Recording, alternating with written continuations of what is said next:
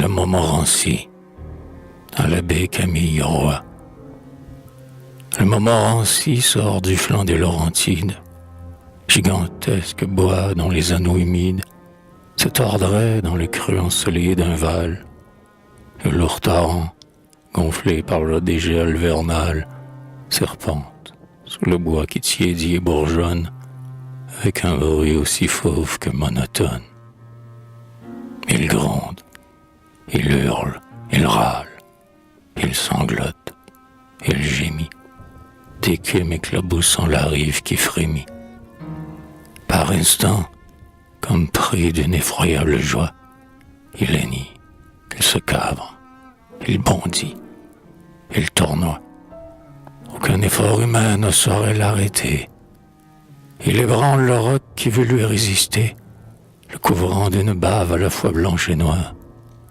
Et les grands élans roux qui viennent, l'été, boire au cristal radieux de son flot bleu qui dort, furtif et l'œil au guet, sous les arbres du bord, n'osent tremper leur mufle à sa vague bruyante, en lui voyant peut-être une meute aboyante, déchaînée à travers la sauvage forêt. Il fuit toujours fougueux et lourd, et l'on dirait une lave d'argent ruisselant d'un cratère, qui dérobe ses feux dans l'ombre et le mystère. Il fuit, roulant, glissant, sautant, rampant. Soudain, entre deux rocs, le fluide serpent, plus blanc, plus écumeux, plus rapide, en démence, plonge dans l'entonnoir d'un précipice immense.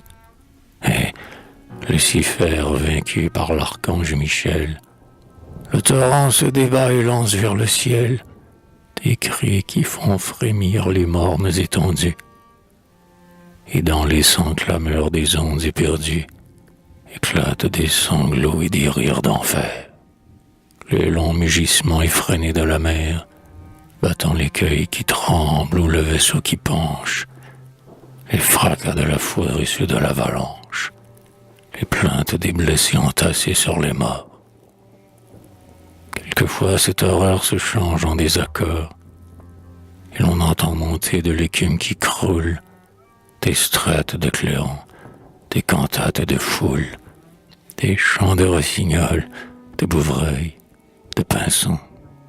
Puis, couvrant brusquement cet étrange unisson qui charme les échos et l'aigle dans son air, retentit sourdement comme un coup de tonnerre. Ce concert, tout ensemble horrible et captivant, profond comme la mer, large comme le vent, où de doux gazouillis se mêlent à des râles, heurte violemment les voûtes cérébrales. On sent, en l'écoutant, son être s'affaisser, et les poètes croient parfois sentir passer, parmi ces mille voix d'instruments et de bêtes, un vent d'apocalypse au-dessus de leur tête, et le fleuve géant qui déroule tout près, sous le ciel radieux, son flot limpide et frais, dans l'affreux ourvari du gouffre ivre de rage, fait le bruit de l'insecte au milieu de l'orage. Et nul ne saurait dire ou peindre la beauté des mobiles aspects que le gave indompté, au bond vertigineux, au fracas formidable, déploie en se plongeant dans la cuve insondable. Comme une immense écharpe, un colossal rideau, et l'on a sous les yeux dans cette nappe d'eau qu'un nuage irisé constamment enveloppe le foyer chatoyant d'un kaléidoscope. Tantôt la lourde écharpe aux plis éblouissants pâlit et se transforme en un voile dansant. Tantôt sur les grands flots entraînés dans l'abîme, avec un bruit sinistre, assourdissant, sublime, sous les tièdes baisers d'un soleil caressant, tourbillonnent des jets d'huile, de lait, de sang, des flocons de duvet, d'amiante, d'ouate, des colliers de lapis, des chapelets d'agate.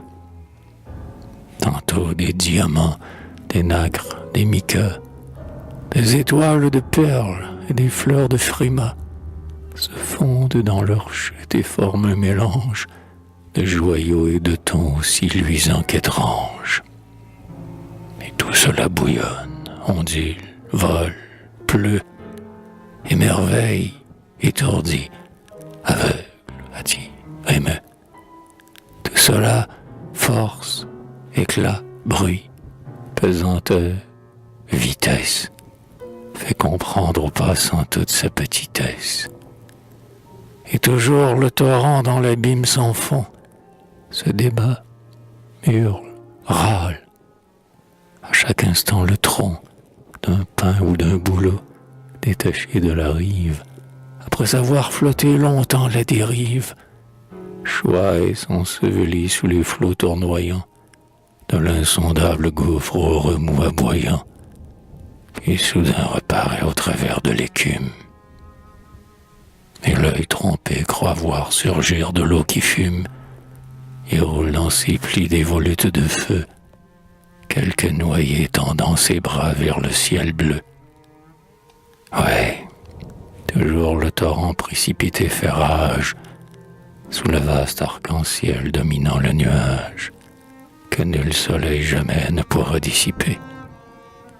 Il lutte éperdument, cherchant à s'échapper du profond puits d'enfer qui tient emprisonné, malgré tous ses efforts, ses ondes forcenées, tel le lion, captif du montreur, son bourreau, dans la cage se tord, mordant chaque barreau, et d'instant en instant poussant, fou de colère, un long rugissement qui fait trembler la terre.